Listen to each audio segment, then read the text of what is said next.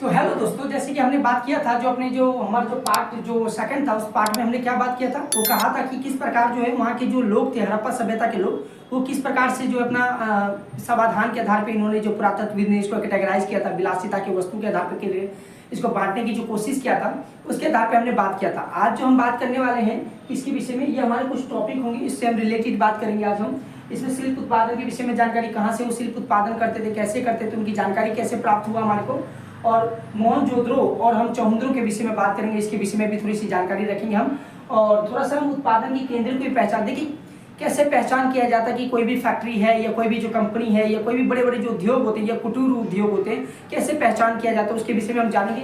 इसके बाद जो है जो माल प्राप्त करने के संबंधी के जो नियम है, कैसे माल प्राप्त करते थे, यानी कि माल प्राप्त करने का मतलब ये है कि जो भी कच्चे माल होते थे उसको कहाँ कहाँ से लोग लाते थे, चाहे वो हो सकता है लोथल हो सकता है, चाहे हो सकता है धोलावीरा हो सकता है, चाहे राजस्थान हो सकता है, चाहे अफगानिस्तान के सोतरुबई हो सकता है, या तुम्हारा जो है अन्य जगह कोई हो सकता है। तो कैसे माल लाते थे वो, कैसे कच्चे माल लाते थे, उसके विषय में हम जानकारी प्राप्त करेंगे। आज हम उपमहाद्वीप तथा उसके आगे से आने वाला, यानी कि आप भारत में रहेंगे, भारत में ही अलग अलग जगहों से लाएंगे तो वो उपमहाद्वीप होगा, अगर उसे बाहर लाएंगे तो वो भी अलग हो सकता है। जैसे अफगानिस्तान के बारे में बात करें हम बहरीन के विषय में बात कर सकते हैं, हम मेसोपोटामिया के विषय में बात कर सकते हैं, तो इस जगह से भी वो वस्तु आते थे, इसके विषय में भी हम बात करेंगे। इसके बाद सुदूर क्षेत्रों से संपर्क, यानी कि दूर दराज देशों से संपर्क जो हो रहता था, इसके विषय में हम जानकारी रखेंगे। ये भी हमारा बहुत इंपॉर्टेंट टॉपिक है।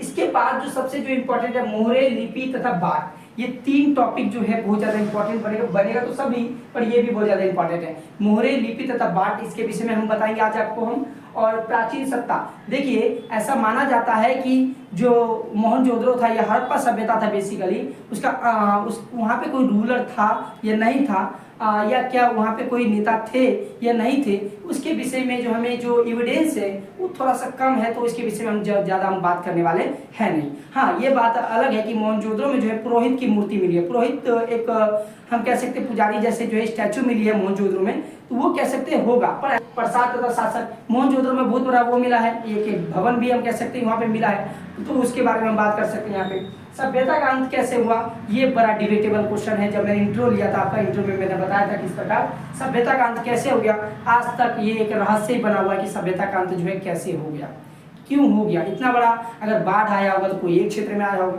भूकंप आया हो तो एक क्षेत्र में आया होगा, और जलीय और नदियों का जो मार्ग बदला हो तो एक क्षेत्र में हो। अब पूरा हड़प्पा सभ्यता का अंत हो गया, वो तो हम कह सकते हैं कि भाई एक पूरा परफेक्ट तो नहीं है, पर मोहनजोदड़ो में कुछ ना कुछ एविडेंस मिला है बाढ़ का। तो चलिए बाढ़ की हम साइड करते हैं, फिर हम बाद में बात करेंगे।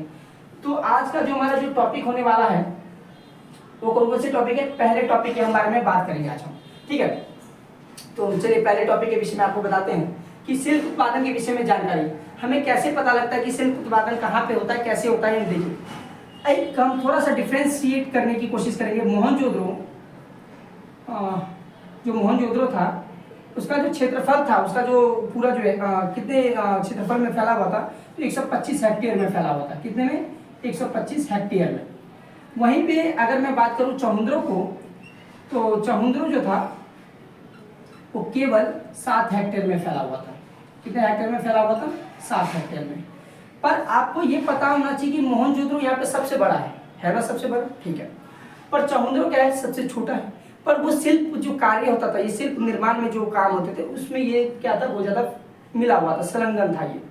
चलिए चौहंद्रो के विषय में थोड़ा बात कर लेते हैं। चौहंद्रो कहाँ पे वर्तमान में, पाकिस्तान में। तो चौहंद्रो के बारे में जब हम बात करते हैं तो यहाँ पे क्या होता था, शिल्प या मन के बनाने के जो कार्य से संबंधित होते थे, शिल्प निर्माण कार्य का यहाँ पे काम होता था। किसका काम होता था, शिल्प निर्माण का। तो चौहंद्रो जो एक ऐसा जगह है जहाँ पे क्या काम होता था, शिल्प निर्माण का काम होता था। ये याद रखिएगा, शिल्प निर्माण का क्या काम होता था, चौहंद्रो में काम होता था शिल्प निर्माण का।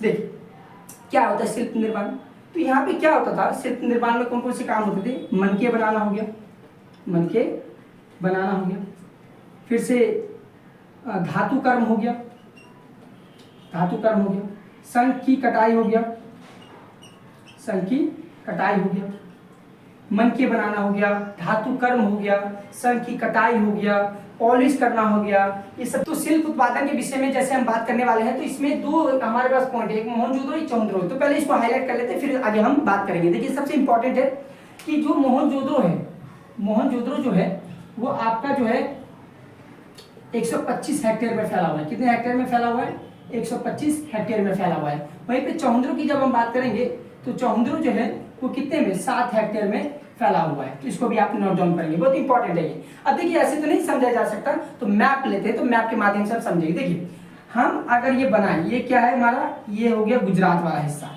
और ये हमारा राजस्थान वाला हिस्सा जाएगा। तो राजस्थान के जस्ट जैसे आप ऊपर जाएंगे तो ये वाला जो यहाँ पे राजस्थान के जस्ट लेफ्ट साइड में ये चौंद्रो पड़ेगा सी, और इस थोड़ा सा यहाँ पे डिस्टेंस लेके करेंगे तो ये पड़ेगा आपका कौन सा वाला इलाका, मोहनजोदड़ो वाला इलाका। तो आप देखेंगे कि जो चौंद्रो से बस नियर में ये मोहनजोदड़ो, और दोनों ही कहाँ पे है, पाकिस्तान में है। ठीक है, तो आप ऐसे इसको भी समझ सकते हैं। तो जब हम चौंद्रो के बारे में बात कर रहे हैं तो चौंद्रो जो था वो शिल्प निर्माण के कार्यों में बहुत ज्यादा क्या कहेंगे, संलग्न था, मिला हुआ था। तो बात करेंगे हम चौंद्रो के विषय में, थोड़ा मोटा मोटे। देखिए शिल्प कार्य में होता क्या है, जब आप कहेंगे कि भाई शिल्प कार्य क्या होता है, तो आप जब हम इसके विषय में बताऊंगा तो समझिएगा ध्यान से। शिल्प कार्य में जो है मुहर बनाना हो गया, मुहर बनाना, बाट बनाना, शंख की कटाई करना, ठीक है, और धातु कर्म करना।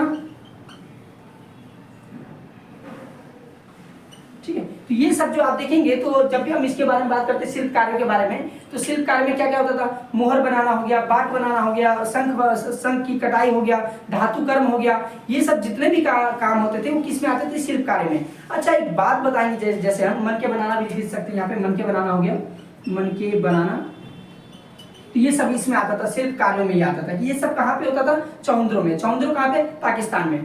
अच्छा मुझे एक बात बताइए जरा, ये सब जो काम होते होंगे, ये सब जो होता होगा उसके लिए कुछ पदार्थ की आवश्यकता होता होगा, जो शिल्प कार्य जो होता होगा उसके लिए कुछ पदार्थ की आवश्यकता पड़ता होगा वहाँ पे। ये पदार्थ क्या क्या होते होंगे, तो जैसे मैं कहता हूँ कि भाई मन के बनाने के लिए क्या क्या चाहिए, मन के बनाने के लिए क्या क्या चाहिए होता था, तो आप कहेंगे कार्नेलियन। क्या चाहिए होता था, कार्नेलियन। ये कार्नेलियन क्या होता था, कार्नेलियन जो है लाल रंग का जो पत्थर होता था, क्या होता था, लाल रंग का पत्थर होता था। इसके बाद एक जैस्पर, ये भी एक पत्थर है। इसके बाद स्फटिक, इसके बाद क्वार्ट्ज, और इसके बाद जो है इसमें हम क्या कह सकते हैं, धातु हो गया, और भी बहुत सारे जो है क्या कहेंगे हम, धातु हो गया, तांबा हो गया, कांसा हो गया, सोना हो गया, तो ये सब भी हम डाल सकते हैं। धातु, धातु में कौन कौन सा आ सकता है, तांबा, सोना, कांसा, तो इस सब की आवश्यकता पड़ती थी। जब भी आप देखिए, जब भी हम चौंद्रो के विषय में बात करें तो चौंद्रो कितने हेक्टेयर में फैला होता, 7 हेक्टेयर में फैला होता। और इसकी बात हम करते हैं तो यहाँ पे क्या होता था, मुहर बनाना हो गया, बाट बनाना हो गया, शंख की कटाई करना हो गया, धातु कर्म करना। धातु कर्म मतलब धातु के बारे में ये बात कर रहे हैं यहाँ पे, और मन के बनाना हो गया। और जो मन के जो बनाते थे उसके लिए कौन कौन से पदार्थ की आवश्यकता पड़ती थी, तो आप कहेंगे यार कार्नेलियन हो गया, जैस्पर हो गया, स्फटिक हो गया, क्वार्ट्ज हो गया, और धातु में कौन कौन से, तांबा, कांसा, सोना, ये सब यहाँ पे होता था। अब यहाँ पे तो ये बात हो गई, परंतु और भी बहुत सारी बातें होंगी इसके अंदर। अब क्या होता होगा, जो ये जो धातु मैंने आपको बताया, और भी कई सारे क्या होता है, पत्थर की बहुत सारी जो अलग अलग जो पत्थर होते थे उनको जोड़कर भी माला बनाया जाता होगा।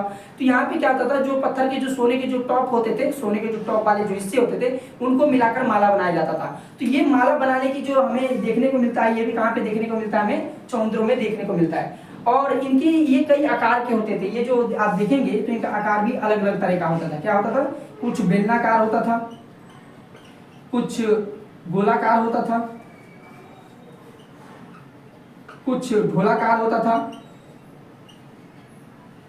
कुछ खंडित होते थे। तो ये सब, कुछ चक्राकार होता था, चक्राकार। तो ये सब आपको देखना पड़ेगा। तो यहाँ से क्या होता था, जब हम इसके बारे में बात करते हैं तो ये क्या होता था कि जब वो मन के बनाते थे ना, तो वहाँ पे क्या होता था, पत्थर का जो सोने का जो टॉप होता था, उस सोने के टॉप से जो है जोड़कर जो माला बनाया जाता था। और आपको मैं बता दूं, यहाँ पे जो मनकी को बनाने के लिए जो उपकरण मिले हैं, जो इंस्ट्रूमेंट मिला है, वो 3 जगह से मिला है। कहाँ से, एक लोथल हो गया, एक धोलावीरा हो गया, चौंद्रो हो गया। यहाँ पे जो मनकी बनाने के जो इंस्ट्रूमेंट मिले हैं अपने को 3 जगह से मिला है, एक लोथल, एक धोलावीरा, एक चौंद्रो। ये अपने को 3 जगह से यहाँ पे मन के बनाने के उपकरण मिले हैं। अब एक चीज और याद रखिएगा कि ये जो मन के जो बनाया जाता था, ये बहुत ज्यादा मुलायम पत्थर से बनाए जाते थे। किस पत्थर से बनाए जाते थे, मुलायम पत्थर से ये बनाए जाते थे। सेलखरी, आपको याद होगा कि मुहर बनाने के लिए जो है सेलखरी नामक जो पत्थर का इस्तेमाल किया जाता है, क्योंकि ये बहुत ज्यादा मुलायम पत्थर होता है। और शेरखरी के जो चूर्ण होते थे, यानी कि इसके छोटे छोटे टुकड़े से उसको सांचे में डालकर एक नया तरह का जो है क्या बनाया जाता था, एक मनके बनाया जाता था, ये याद रखिएगा।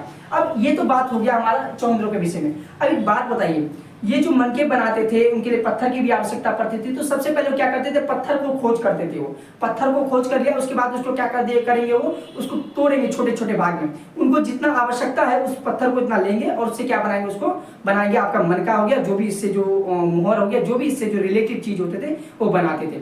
आपको गणेश्वर, मैं आपको बता दूं कि जो आपका जो बालाकोट हो गया, नागेश्वर हो गया, वो किसके लिए फेमस है। अब मैं बता दूं आपको, जो बालाकोट है और नागेश्वर, दो ही चीज जगह है ना भाई, वो किस लिए फेमस है, बालाकोट और नागेश्वर है शंख के लिए।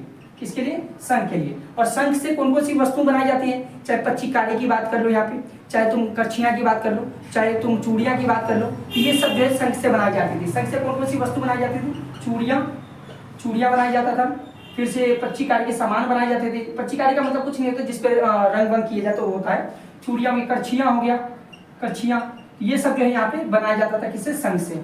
ये सब हमारे को एविडेंस मिले हैं कहाँ से, इस पहले टॉपिक से। ठीक है जी। तो जो हमारा पहला टॉपिक है वो क्या टॉपिक है कि भैया मोहनजोदड़ो और चहुंद्रो जो है, मोहनजोदड़ो हो गया, चहुंद्रो जो है, मोहनजोदड़ो 125 हेक्टेयर में फैला हुआ है, जबकि चहुंद्रो कितना है, 7 हेक्टेयर में फैला हुआ है। पर कम हेक्टेयर में फैलने के बावजूद सबसे ज्यादा शिल्प कार्य में इंगेज है। कौन कौन सा शिल्प कार्य करता था भाई, मोहर बनाता था, ये बाट बनाता था, ये सर की कटाई करता था, धातु कर्म करता था, मनके बनाने का काम ये सब यहाँ पे होता था। मनके बनाने के लिए जो पदार्थ चाहिए, वो कौन कौन से पदार्थ होते थे, तो आप कहेंगे कार्नेलियन हो गया, जैस्पर हो गया, स्फटिक हो गया, क्वार्ट्ज हो गया, धातु में जो है तांबा हो गया, तांबा हो गया, सोना हो गया, कांसा हो गया, ये सब होते थे। ठीक है, ये मैंने बताया। और कई बार क्या होता था कि अलग अलग जो पत्थर को जो सोने के जो टॉप होते थे उसको मिलाकर एक नए मनके का जो है आभूषण बनाते थे और गले का जो है माला बनाते थे वो। तो उसको हम देख सकते, कौन कौन से आकार के हो सकते थे, वो बेलनाकार हो सकता था, गोलाकार हो सकता था, ढोलाकार हो सकता था, खंडित या चक्राकार, ये सब हमारे देखने को मिला है। और जो बालाकोट और नागेश्वर जो है बहुत ज्यादा फेमस है शंख के लिए। और शंख से कौन कौन सी वस्तु बनाई जाती थी, तो आप कहेंगे चूड़ियां होंगी, पच्चीकारियां होंगी, करछियां, ये सब हमारे को देखने को मिली है। यहाँ पे मैंने बताया कि 3 जगह से हमारे को मनके बनाने के उपकरण मिले हैं। कौन कौन से 3 जगह है, तो आप कहेंगे लोथल है, धोलावीरा है, चहुंद्रो है, 3 जगह हमारे को देखने को मिलते हैं। तो ये हमारा पहला टॉपिक यहाँ पे कंप्लीट होता है। इसके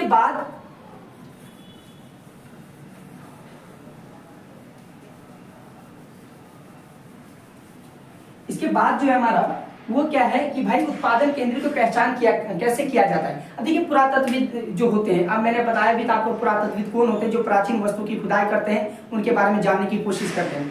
तो ये जो पुरातत्वविद होते थे, ये लोग क्या करते थे भाई, वो एक उत्पादन केंद्र की पहचान कैसे करते। देखिए मान के चलिए कि ये छोटी सी कोई कंपनी है, ये कोई बड़ी सी कंपनी है, एक छोटी सी कंपनी, एक बड़ी सी कंपनी है। बड़ी सी कंपनी में बड़े ज्यादा लोग होंगे, ज्यादा काम होगा, बल्कि छोटे में कम लोग होंगे, कम काम होगा, यही ना होगा। तो इसी प्रकार जब हम बात करते हैं वहाँ पे उत्पादन केंद्र की पहचान कैसे किया जाता है, तो वहाँ पे क्या होता होगा कि जो पुरातत्वविद होते हैं वो प्रस्तर पिंड, कौन से, प्रस्तर पिंड, ये प्रस्तर पिंड का मतलब होता है जो आपके पत्थर के टुकड़े की बात कर रही है, पत्थर के टुकड़े। इसके बाद पूर्ण शंख यानी कि शंख के बारे में ये बात कर रहा है। फिर हो सकता है इसमें धातु भी होगा, कुछ धातु में क्या क्या हो सकता है, कांसा हो सकता है, सोना हो सकता है, और आपका जो है यहाँ पे कांसा हो गया, सोना हो गया, ये सब हम यहाँ पे देख सकते हैं। इसके बाद यहाँ पे बहुत सारे जो है यहाँ पे क्या मिल सकते हैं, जो है इससे रिलेटेड बनाई गई वस्तु भी हमारे को देखने को मिलते हैं, पत्थर हम कह सकते हैं, ये सब हमारे को देखने को मिलते हैं। तो जब भी आपकी बात हम कह रहे हैं यहाँ पे कि उत्पादन केंद्र की पहचान कैसे किया जाता है, तो बहुत ईजी है, आप कहेंगे बहुत ईजी है। अब मान के चलिए कि ये जो प्रस्तर पिंड है, जो वहाँ पे जो काम कर रहा होगा उसने कुछ ना कुछ तो अवशेष छोड़ा होगा, यही ना हुआ भाई। अब मैं कह रहा हूँ ये पत्थर से कोई वस्तु बना रहे हैं, तो उस वस्तु को जो बनाएंगे तो उसे छोटे छोटे टुकड़ों में तोड़ेंगे, तो वहाँ पे जो वस्तु जो बचा, छोटा छोटा जो टुकड़ा काटा है, तो बाहर ना बच गया होगा, वो तो वेस्ट चला गया होगा, तो वहीं छोड़ दिया गया होगा। पूर्ण शंख यानी कि शंख की भी अलग अलग तरीके से यहाँ पे काम किया जाता होगा, ठीक है ना। तो हम ये सब देख सकते हैं। धातु में आपका जो है यहाँ पे सोना के बारे में बता सकते हैं, कांसे के बारे में बता सकते हैं, तांबा के विषय में बता सकते हैं, ये सब यहाँ पे होता था। और यहाँ पे जो भी वस्तुएं प्राप्त हुई है उसके आधार पर पुरातत्वविद ये जानने की कोशिश करते हैं कि हाँ यहाँ पे इस प्रकार के कार्य किए जाते होंगे। अगर मान लीजिए कि जो टुकड़े, अगर पत्थर की मैं बात कर रहा हूँ, पत्थर का अगर बड़ा टुकड़ा होता होगा, बड़ा अगर टुकड़ा है, बड़ा टुकड़ा, तो उसका तो प्रयोग कर लिया जाता होगा ना।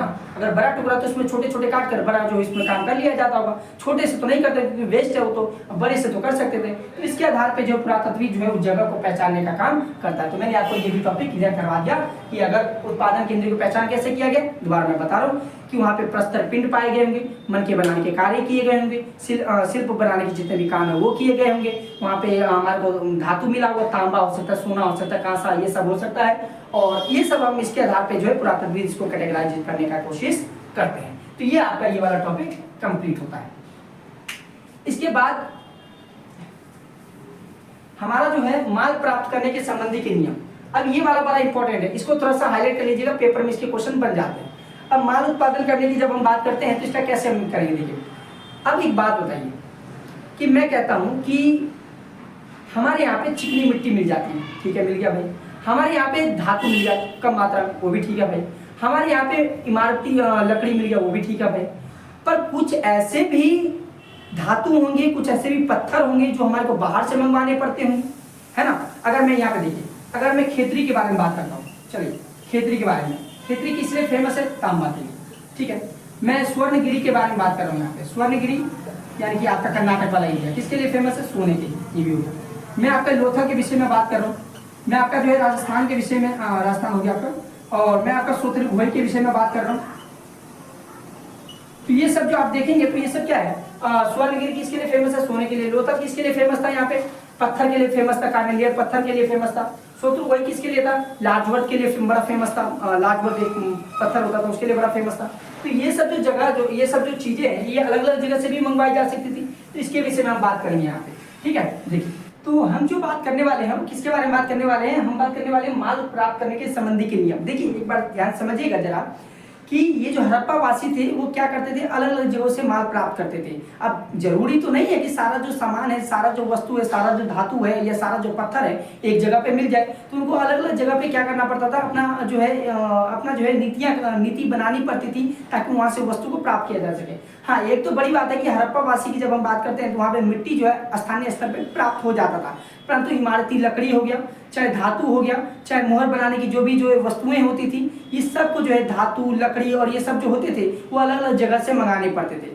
हमें कुछ ऐसे एविडेंस भी मिलते हैं जिससे हमें प्रतीत होता है कि ये जो आवागमन होता था, ये आवागमन कैसे होता होगा, ये होता था बैलगाड़ी से। आपको पता है कि एक जगह था बनावली जहाँ पे हमें मिट्टी के हल के साक्ष्य मिले, चोलिस्तान में भी हमें ये साक्ष्य मिले हैं। तो इसके आधार पे ये कहा जा सकता है कि हाँ, ये एक जगह से दूसरी जगह पे आने जाने के लिए या तो भूतल का सहारा लेते होंगे या किसका सहारा लेते होंगे, ये लेते होंगे आपका जो है नदियों का। तो दो ही तरीके से ले सकते हैं ये सहारा, तो ये तो नदी से ले सकते हैं या तो भूतल का ये सहारा ले सकते हैं। तो इसके बारे में बात किया हूँ। तो ये आपको याद रखना है कि ये जो माल प्राप्त करने के संबंधी की जो नियम है, ये एक जगह पे सब कुछ नहीं प्राप्त होता था, इसीलिए वो एक जगह से दूसरी जगह पे जाते थे और प्राप्त करते थे। जब हम इसके बारे में बात करते हैं, सबसे इंपॉर्टेंट जो पॉइंट हमारा वो है उपमहाद्वीप तथा उसके आगे के बारे में जब बात करेंगे हम कि उत्पादन तथा उससे आगे आने वाली जो वस्तु होता था उसके विषय में जब हम बात करेंगे, क्या होता था। देखिए, हड़प्पा वासी के लोग जो है मनके बनाने के लिए या शिल्प निर्माण के कार्य करने हेतु जो है अलग अलग तरीके से जो वस्तुओं को प्राप्त करने की कोशिश करते थे, ये आपको पता भी होगा। तो ये लोग क्या करते थे, ये ऐसी जगह पे अपने नियम बनाते थे या अपने ऐसी जगह पे कार्य करते थे जहाँ पे उसको आसानी से जो वस्तु जो है प्राप्त हो सके। जैसे आपको मैंने नागेश्वर और बालाकोट के बारे में जैसे कि मैंने आपको बताया था, ये शंख के लिए बहुत ज्यादा प्रसिद्ध थे। किसके लिए प्रसिद्ध थे, तो शंख। तो आप देखिए यहाँ पे हम इसके बारे में बात कर रहे हैं, इसका पॉइंट हाईलाइट कर रहे हैं। तो जो नागेश्वर था और प्लस में बालाकोट, नागेश्वर और बालाकोट, ये किसके लिए प्रसिद्ध था भाई, ये शंख के लिए प्रसिद्ध था। तो हड़प्पा वासी ने क्या किया, यहाँ पे बस्ती स्थापित कर दी। क्या किया, यहाँ पे बस्ती स्थापित कर दिया, बस्ती स्थापित कर दिया, ये आपको याद होना चाहिए। उसके बाद आपको पता होगा अफगानिस्तान का एक ऐसा जगह है जहाँ पे 700 कुएं तो पाए गए और जहाँ पे जो है लाजवर्द जैसे नामक जो है मणि रत्न पाए जाते थे, वो शोत्रुघोई था। अफगानिस्तान का क्या था, वो शोत्रुघोई। तो शोत्रुघोई वहां पे भी क्या किया, ये अफगानिस्तान का जगह था, यहाँ पे भी इन्होंने क्या किया, बस्ती स्थापित किया। क्या किया, यहाँ पे भी इन्होंने बस्ती स्थापित किया।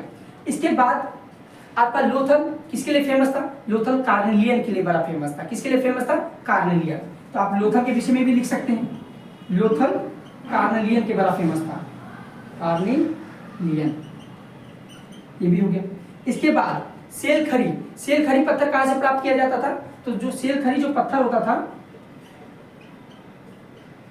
सेलखरी जो पत्थर होता था वो दक्षिणी राजस्थान और उत्तरी गुजरात से प्राप्त किया जाता था। ये हो गया। परंतु ये ठीक है, आप ये कहेंगे कि भैया ये नागेश्वर और बालाकोट जो संघ के लिए बड़ा फेमस था, तो हड़प्पा वासी ने यहाँ पे बस्ती स्थापित कर दी, ये भी ठीक है। आप ये भी कहेंगे कि चलो भाई अफगानिस्तान का एक जगह था शत्रुघ्न, ये किसके लिए बड़ा फेमस था? आप कहेंगे भाई ये मणि लाजवत के लिए बड़ा फेमस, चलो यहाँ पे बस्ती स्थापित कर दिया। आप ये भी कहेंगे कि भाई शत्रुघ्न हो गया, लोथल किसके लिए बड़ा फेमस था? कार्नेलियन यानी कि लाल रंग के पत्थर के लिए बड़ा फेमस था। इसके बाद जब मैं बात करूंगा तो सेलखरी, सेलखरी बहुत मुलायम पत्थर होता था और ये दक्षिणी राजस्थान और उत्तरी गुजरात से प्राप्त किया जाता था। अब यहाँ पे एक जगह और था जो खेतरी, खेतरी आप जानते होंगे, खेतरी तांबा के लिए बड़ा फेमस था। किसके लिए फेमस था? तांबा के लिए। तो ये सब जो चीजें हो गई, ये तो पता लग गया कि हाँ इसके लिए माल प्राप्ति करने के लिए ये सब अपना अपना जो काम करते थे, ये नियम बनाते थे, हमें पता लग गया। परंतु कुछ ऐसे भी इनके जो नीति होते थे जिनके कारण क्या करते थे, अपनी माल प्राप्ति करने के जो है साक्ष्य हमें प्राप्त होते हैं, या हमें देखने को मिलता है कि ये लोग कैसे जो है अपने नियम बनाते थे और कैसे दूसरों समुदाय के साथ संपर्क स्थापित करके भी माल प्राप्ति करते थे। इसके लिए हमें सबसे अच्छा एविडेंस मिलता है, वो एविडेंस ये है कि हड़प्पावासी जो है, हड़प्पावासी ये लोग क्या करते हैं, ये सुदूर क्षेत्रों में अपने संपर्क भेजने की कोशिश करते हैं जहां से उनको माल प्राप्ति हो सके। जैसे खेतरी हो गया, खेतरी बड़ा इंपॉर्टेंट है किसके लिए? तांबा के लिए। खेतरी किसके लिए इंपॉर्टेंट है? तांबा के लिए। तो यहाँ पे अपना जो है अभियान भेजते थे, वहाँ के जन समुदाय से, वहाँ के समुदाय से क्या करते थे, संपर्क स्थापित करते थे और उसके आदान प्रदान करने से इनको क्या मिलता था? तांबा मिलता था। एक तो ये पॉइंट हो गया। दूसरा जो होता था यहाँ पे, एक कर्नाटक का एक जगह है, कर्नाटक का एक जगह है स्वर्णगिरी, स्वर्णगिरी। यहाँ से क्या करते थे? सोना प्राप्ति करते थे। क्या प्राप्ति करते थे? सोना। और यहाँ से प्राप्ति करने के लिए क्या करते थे? ये चाहे खेतरी हो चाहे ये हो, यहाँ से प्राप्ति करने के लिए समुदाय से क्या करते थे? कांटेक्ट करते थे। और यहाँ पे आपको एक चीज रुकना पड़ेगा कि पुरातत्वविदों को, या पुरातत्वविदों ने इस राजस्थान के एक पर्टिकुलर साइट को गणेश्वर जोधपुरा का नाम दिया। इसको हाईलाइट कर लो। राजस्थान के एक साइट को क्या नाम दिया है? राजस्थान के एक साइट को, स्थल को गणेश्वर जोधपुरा नाम दिया, गणेश्वर जोधपुरा संस्कृति का नाम दिया। ये क्यों दिया होगा? किसी पुरातत्वविद ने इसका नाम क्यों दिया होगा? तो ये हो सकता है रीजन कि हड़प्पावासी का जो संपर्क है वहाँ की खेतरी या राजस्थान के समुदाय से हुआ होगा, तो इसीलिए वहाँ के लोगों ने इसको जो नाम दिया होगा, वो या पुरातत्वविद ने जो नाम दिया होगा गणेश्वर जोधपुरा संस्कृति का नाम दिया है। आपको याद भी होना चाहिए ये भी कि यहाँ का जो बर्तन है, हड़प्पावासी का बर्तन और जो राजस्थान की यानी कि गणेश्वर जोधपुरा संस्कृति का जो बर्तन है, इनसे बिल्कुल अलग था। परंतु ये भी आपको याद रखना पड़ेगा कि जो राजस्थान में सबसे ज्यादा जो बहुमूल्य चीजें होती थी वो आपको तांबा वहां पे प्राप्त होता था। तांबा भारी मात्रा में वहां पे देखने को मिला है। ये भी आप यहाँ पे नोट डाउन कर सकते हैं। ठीक है, तो जब हम इसके बारे में बात करते हैं महाद्वीप के बारे में, तो ये हमें क्या हो गया, हम ये कह सकते हैं कि भाई गणेश्वर हो गया, जोधपुरा हो गया, ये संस्कृति नाम दिया क्यों? आदान प्रदान के करने के कारण नाम दिया। और ये जो वस्तु प्राप्त किया जाता था वो अलग अलग जगहों से भारत में प्राप्त किया जाता था हड़प्पावासी के द्वारा। हम जो बात करने वाले हैं सुदूर क्षेत्रों के साथ संपर्क। अब आपको याद होना चाहिए हमारा जो संपर्क है केवल हम कहेंगे कि भाई आसपास की जगहों से ही नहीं था। हमारा जो संपर्क है, हड़प्पा सभ्यता का जो संपर्क है, मेसोपोटामिया से था, बहरीन से था, और हम क्या कर ओमान से था। इस सब जगह पे भी हमें देखने को मिलता है। तो मैं थोड़ा सा यहाँ पे डिस्क्रिप्ट कर देता हूँ। यहाँ पे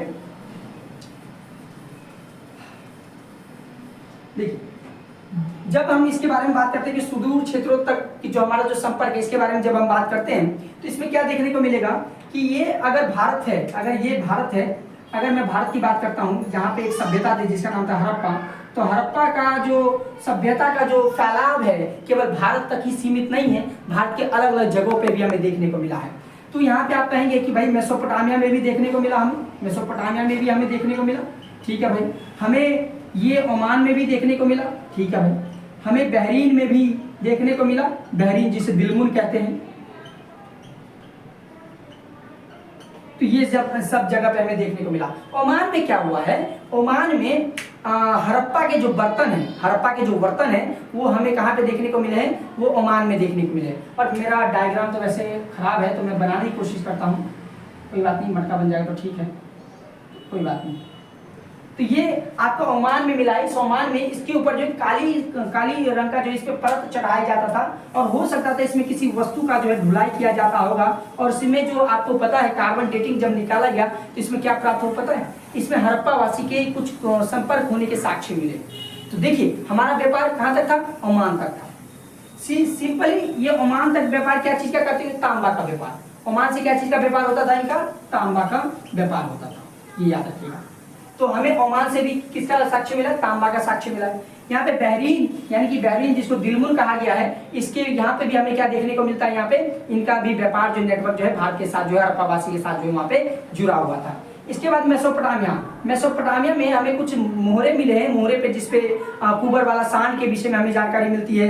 हमें जो मेसोपोटामिया में जो हमें मोहर मिला है उसमें हमें मोहरों पर जहाज के हमें साक्ष्य मिलते हैं। तो ये सब हमें साक्ष्य मिलते हैं। अब याद रखिएगा हड़प्पा सभ्यता के लिए मेलुहा शब्द इस्तेमाल हुआ है। मेलुहा क्या शब्द इस्तेमाल हुआ है, मेलुहा। एक हड़प्पा सभ्यता के लिए मगान शब्द भी इस्तेमाल हुआ है। क्या हुआ है, मगान।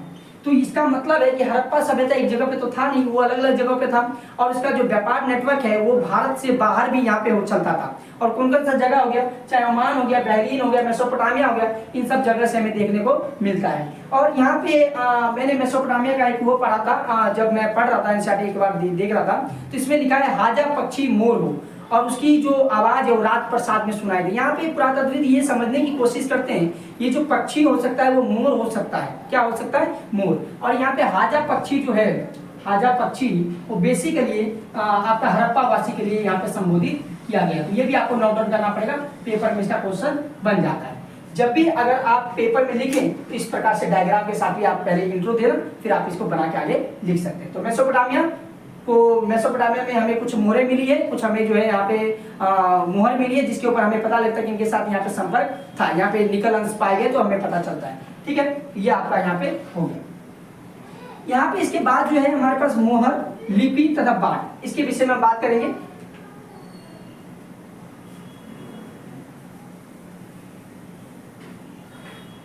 जब हम मोहरे और लिपि तथा बाण के विषय में बात करते हैं तो मोहरे देखिए क्या होता है। आपने शब्द सुना होगा मोहरे, स्टैम्प जिसे बोलते हैं।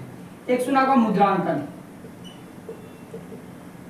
मोहर और मुद्रांकन होता क्या है, ऐसे समझिए कि ये एक व्यक्ति है, इसको यहाँ से लेके यहाँ तक जाना है, और कोई इसके रिलेटिव जो है इसको कुछ सामान दिया है। क्या दिया है, सामान को मान के चलिए थैला है, थैले में इस तरीके से पैक किया गया है या मिट्टी के इस तरीके से ठप्पा लगाया गया है कि अगर वो रास्ते में खुला तो ऐसा माना जाएगा कि इसके साथ छेड़खानी किया गया है। अगर रास्ते में वो थैला नहीं खुला तो ऐसा लगता है, ऐसा माना जाता है कि वो सामान अपनी जगह पर पहुंच गया। तो मोहरे और मुद्रांकन जो थी दोनों ही बहुत महत्वपूर्ण थी हड़प्पा वासी के लिए, और दोनों ही बड़ी मात्रा में वहां पर प्रयोग किया जाता था। आप इसको ऐसे भी लिख सकते हैं पेपर के अंदर, हड़प्पा वासी के द्वारा मोहरे और मुद्रांकन जो था भारी मात्रा में यहाँ पे प्रयोग में लाया जाता था, और इसका जो प्रयोग जो है विनिमय करने के लिए, यानी कि एक जगह से दूसरे जगह पे भेजने के लिए इसका प्रयोग किया जाता था। व्यापार भी सही तरीके से चल सके। आप इसके बारे में बात कर सकते हैं। आप लिपि के विषय में बात कर सकते हैं। जब हम लिपि के विषय में बात करते हैं तो ये चीज याद रखना पड़ेगा लिपि के विषय में कि हड़प्पा की सभ्यता की जो लिपि है वो आज तक पढ़ी नहीं गई है। आपको भी पता हो, जब मैं हड़प्पा सभ्यता की जब हम लिपि के बारे में बात करता हूँ तो यहाँ डिजाइन में कुछ बना रहा हूँ, आप देख लीजिएगा। ये डिजाइन चित्रात्मक है। तो हड़प्पा सभ्यता में यानी कि आज तक इसकी लिपि पढ़ी नहीं गई है, तो हम क्या कहेंगे, ये जो लिपि है रहस्यमय लिपि। पहला पॉइंट आपका यही होना चाहिए। ये लिपि कैसी है भाई, रहस्यमय लिपि है। पहला पॉइंट आपका हो गया, ये लिपि कैसी है, रहस्यमय लिपि है। चलो दूसरा पॉइंट आप लिख लेते हैं यहाँ पे। दूसरा पॉइंट क्या है, ये दाएं से बाएं ओर लिखी जाती है। किधर से लिखी जाती है, दाएं से बाएं ओर, दाएं से बाएं ओर लिखी जाती है। इसके बाद ये चित्रात्मक लिपि है, यानी कि अगर इस लिपि की अगर हम बात करें तो ये लिपि ज्यादातर आप देखेंगे ना तो वहाँ पे ज्यादातर चित्र भी मिले, चाहे वो कुबर वाला सांड हो, वृषभ हो, या कोई जो भैंस बकरी जो भी वहाँ पे है उस सबको यहाँ पे इंकित करेगा। एक श्रृंगी जो जानवर का वहाँ पे अंकित कर देखते हैं हमारे को मिलता है। तो दाएं से बाएं ओर लिखा जाता है। चित्रात्मक लिपि है, ये चित्रात्मक लिपि है। और इसमें कितने 375 से 400 के बीच में क्या है, इसमें बीच में शब्द है। ठीक है, तो ये सब आप यहाँ पे देख सकते हैं। इसकी अगर हम संक्षिप्त में अगर बात करें तो संक्षिप्त में जो हमारे को जो लिपि मिली है उसमें 26 चिन्ह है। कितने हैं? 26 चिन्ह, जिसमें 375 से 400 के बीच में जो हमारे को शब्द यहाँ पे देखने को मिलते हैं। 326 चिन्ह है तो इसमें हमारे को इतने शब्द मिलते हैं। तो अभी तक पढ़ी नहीं गई, जिस दिन हम पढ़ देंगे हड़प्पा सभ्यता को, हाँ पता लग जाएगा कि यह सभ्यता क्या कहना चाह रहा था। क्योंकि जब तक कोई सभ्यता का जो लिपि नहीं पढ़ी जाती तब तक हमें पता नहीं लगता कि उस सभ्यता कहना क्या चाह रहा है। जेम्स प्रिंसेप जब आप दूसरे चैप्टर पढ़ेंगे तो 1838 में जब उसने ब्राह्मी और खरोष्टी लिपि का अर्थ बतलाया तो हम जान गए कि हाँ यार, अशोक नाम करके एक इतना सम्राट होता था, ये इतना महत्वपूर्ण शासक होता था। इसके विषय में भी हम जानेंगे। तो ये चीज याद रखिएगा कि जब ये लिपि की हमारे बात करते तो रहस्यमय लिपि थी, दाएं से बाएं ओर लिखी जाती थी, चित्रात्मक लिपि थी, 375 से 400 के बीच में शब्द होते थे। और ये आपको बेसिकली लिखना है। ये वर्णमाल्य होता था। क्या होता था? वर्णमाल्य। अब इसका मतलब क्या होता है? देखिए यहाँ पे जो चिन्ह जो प्रयोग किए गए हैं वो चिन्ह बेसिकली हो सकता है किसी को इंडिकेट करने के लिए प्रयोग, स्वर भी हो सकता है या व्यंजन भी हो सकता है। जो यहाँ पे चिन्ह है वो चिन्ह क्या हो सकते हैं? स्वर व व्यंजन। ये सभी आपको यहाँ पे ध्यान रखना है। तो ये हमारा जो है, और यहाँ पे बाट, यहाँ जो अब मैं जो बाट का जो बात कर रहा हूँ तो बाट, जब मैं बाट का प्रयोग बात करता हूँ तो बाट में आपको याद रखना पड़ेगा। सबसे पहले बाट किस पत्थर से बनाया जाता था? चट नामक पत्थर से बनाया जाता था। क्या बनाया जाता था? चट नामक पत्थर से बनाया जाता था। चट नामक पत्थर से बनाया जाता था। पहला पॉइंट हो जाएगा। अब जब हम बाट के बारे में बात करते हैं तो बाट अलग अलग तरीके से हो सकते होंगे भाई, है ना। कोई घनाकार होता होगा, कोई बेलनाकार होता होगा, कोई अलग अलग तरीके से बाट हम कह सकते हैं। जो ये बाट होते थे ये निशान रहित होते थे, इसमें निशान नहीं होता था। क्या नहीं होता था? ये बाट जो होते थे निशान रहित होते थे, निशान रहित होते थे। ठीक है। ये जो बाट जो होते थे द्विधारी होते थे। द्विधारी का मतलब है कि वही 1 2 4 6 8 वाला जो है 8 10 12 14 ये जो चलता था पैटर्न इसका, ये कहता है। जैसे हम कहते हैं ना कि भाई द्विधारी मतलब क्या, सिंपल से ऐसे समझो कि मेरे पास 2 kg का भी बाट है, 4 kg का भी बाट होगा, 6 kg का भी होगा। तो इस प्रकार की जो बाट है ये ऊपरी प्रणाली भी होता होगा और निचली प्रणाली भी होता होगा। ये जो बाट का जो प्रयोग है यानी कि फलक का जो प्रयोग होता होगा वो मन के यानी कि सोने आभूषण को तोड़ने के लिए किया जाता था। किसको? आभूषण को तोलने के लिए, तोलने के लिए यहाँ पे किया जाता होगा। तो ये बाट में सिंपल सा 3 लाइन लिख देंगे तो आपका काम चल जाएगा। ये किस आकार का होता था? घनाकार होते थे। ये घनाकार होता था, चक्राकार होता था, चक्राकार होता था। ये सभी आप बेलनाकार होता था। ये सभी आप यहाँ पे लिख सकते हैं। तो आपको बस इतना याद रखना है। पेपर में इतना नहीं पूछता है, पेपर में एक पूछेगा। और कौन सा पूछेगा? ये वाला। बस कैसे पूछेगा भाई कि भाई बाट किस पत्थर से बनाया जाता? चट नामक पत्थर से बनाया जाता था। ठीक है। कैसे होते थे? निशान रहित होते थे। भाई इसमें क्या फलक की जो फलक जो होता था उसका काम क्या होता था? उसका काम है मन के आभूषण हिस्सा को, जो आभूषण होता था बेसिकली उसको तोलने का ये काम करते थे। ये घनाकार हो सकता था, चक्राकार हो सकता था, बेलनाकार हो सकता था, और ये द्विधारी भी होते थे और जो है निचली प्रणाली वाले भी होते थे। द्विधारी मतलब 2 4 का जो ग्रुप चलता था और निचली प्रणाली में भी 1 तो दशमलव प्रणाली में भी इसमें काम ये करते थे ये। ठीक है ना। तो ये आपको सिंपल सा यहाँ पे इसको याद रखना है। अब जो हमारा जो यहाँ पे जो इम्पोर्टेंट है इसमें प्रसाद तथा शासक के बारे में बात करते हैं। ज्यादा इसमें हमें कुछ बताना तो है नहीं, सिंपल से 2 लाइन में बताऊंगा, यहाँ पे काम खत्म हो जाएगा।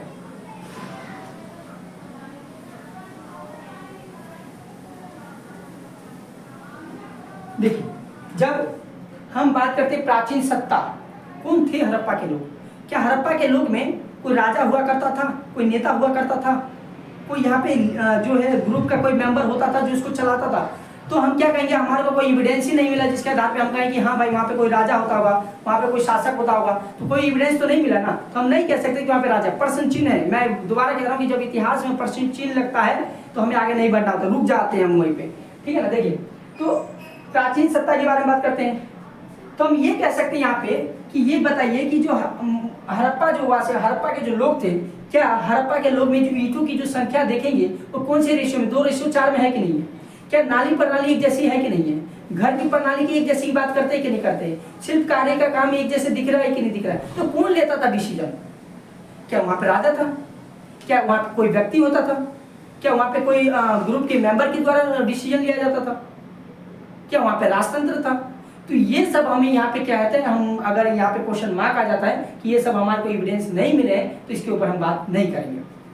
ठीक है, थोड़ा सा समझ लीजिए, मैं अगर समझाने की कोशिश करता हूँ तो प्राचीन सत्ता के विषय में बात करते हैं तो हम ऐसे लिख सकते हैं पेपर में कि हड़प्पा साक्ष्यों के अनुसार ये पता चलता है कि वहां पे अभी तक शासन करने के विषय में जानकारी हमारे पास कम है। तो हम ये लिख सकते हैं कि भाई शासन करने की जानकारी अगर कम है तो हमें इसके बारे में तो पता ही नहीं जाता कि कौन वहाँ पे राज करता होगा, क्या एक व्यक्ति राज करता होगा, क्या पूरा समुदाय राज करता होगा, क्या एक व्यक्ति के एक ग्रुप में से एक मेंबर चुन के आता होगा वो राज करता होगा। तो इस प्रकार के हमें एविडेंस नहीं मिलते हैं। हाँ, ये जाहिर सी बात है कि मोहनजोदड़ो में जब हम देखेंगे तो मोहनजोदड़ो में हमें पुरोहित की मूर्ति मिली है। किसकी मूर्ति मिली है?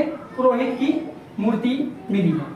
अब ये पुरोहित की मूर्ति मिली है तो जरूरी नहीं है कि यही पुरोहित वहां पे राज करता होगा, नहीं कर सकता भाई। तो इसको भी हम ठीक है, आपको बस इतना याद रखना है कि वहां पे पुरोहित की मूर्ति मिली। बात प्रसाद तथा शासक की बात करते हैं। हाँ, वहां पे एक बड़ा भवन भी मिला है। क्या मिला है? यहाँ पे बड़ा भवन भी मिला है।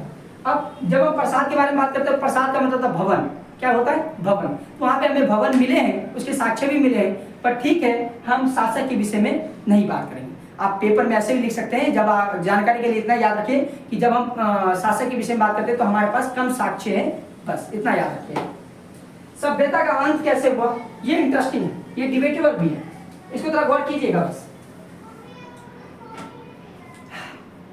जब मैं कहता हूं कि सभ्यता का अंत कैसे हुआ तो कोई लोग कहता होगा हड़प्पा सभ्यता का अंत कैसे हुआ, तो कहता है भाई 1800 के अराउंड जो है 1800 के अराउंड हम कहते हैं कि चोलिस्तान के आसपास जो है नए शहर विकसित होना शुरू हो गया, यही ना कहता होगा भाई। और कोई भी ये भी कहता होगा कि लोगों का जो है एक जगह से दूसरी जगह पे आना जाना भी लगा रहा होगा।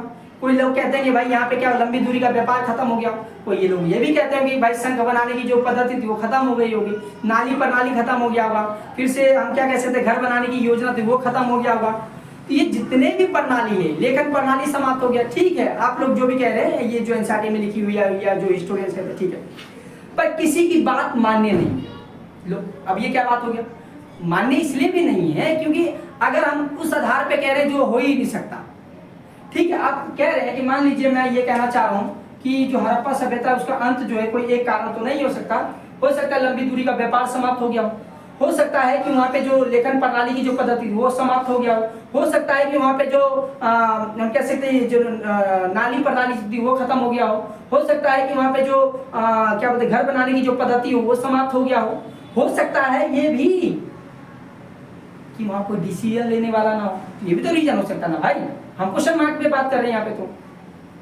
तो यहाँ पे ये क्वेश्चन बनता है कि हड़प्पा सभ्यता का अंत कैसे हुआ। तो ये सब तो आप इंट्रो में लिख देंगे, मन के बनाने की पद्धति समाप्त हो गई, फिर से यहाँ पे मोहरे की जो पद्धति वो समाप्त हो गई, लेखन प्रणाली समाप्त हो गया, फिर आप कह सकते हैं कि भाई व्यापार प्रणाली समाप्त हो गया, ये सब आप यहाँ पे कह सकते हैं। जो नाली पद्धति थी अब वो लोग बाहर गलियों में घर बनाने लगे, पूरा का ढेर बनने लगा, जिसके कारण ये पद्धति जो थी समाप्त होने लगी। आप इसके विषय में तो आप बता सकते हैं, पर क्वेश्चन तो ये है ना कि हड़प्पा सभ्यता का अंत कैसे हुआ। क्वेश्चन ये है, क्वेश्चन ये नहीं है कि ये कैसे कैसे हुआ, ये नहीं कह रहा हूं मैं, क्वेश्चन ये है कि इसका अंत कैसे हुआ। तो इतिहासकार अपने अपने मत देते हैं, उस मत को मैं यहाँ पे लिख रहा हूँ, उस मत को एक बार देख लीजिए। कुछ का मानना है कि यहाँ पे क्या हुआ होगा, बाढ़ आ गया होगा। क्या आ गया होगा? बाढ़ आ गया होगा, बाढ़ आ गया। कुछ का ये मानना है कि बाढ़ आ गया होगा तो भाई जिसके कारण वो पतन हो गया। कुछ कहते हैं नदियां का मार्ग बदल गई होगी, नदियों का मार्ग बदलना, ठीक है भाई। कुछ कहते होंगे भाई जो पेड़ जो थे वो समाप्त हो गए, पेड़ का समाप्त होना, ठीक है। जो जो बोल रहे हैं वो हम करना पड़ेगा, पेड़ों की समाप्ति होना, ठीक है भाई। बाढ़ आ गया, नदियों का मार्ग बदल गया, पेड़ आ गया, और क्या इसमें रीजन लिख सकते हैं? भूकंप आना, भूकंप आना लिख दो, रीजन तो लिख दो, कुछ भी रीजन हो सकता है वो।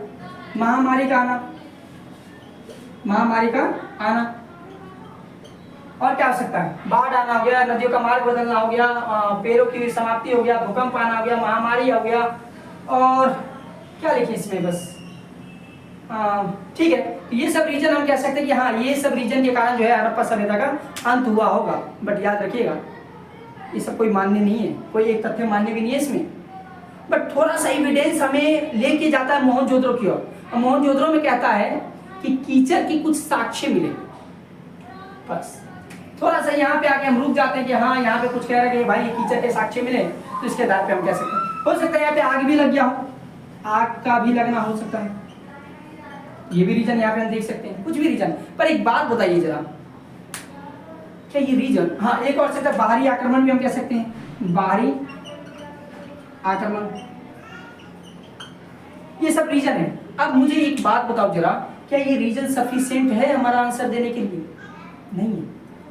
कैसे हो गया हम, क्या एक इसमें से कोई एक रीजन होगा?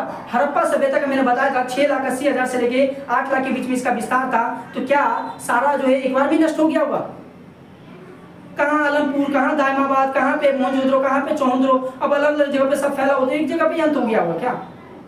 ये क्वेश्चन थोड़ा सा डिबेटेबल है, तो आपको पेपर में ऐसे या भी आप लिख सकते हैं। बाढ़ आना, नदियों का मार्ग बदलना, नदियों का सूख जाना, ये भी लिख सकते हैं, नदियों का सूख जाना, ये भी लिख सकते हैं आप।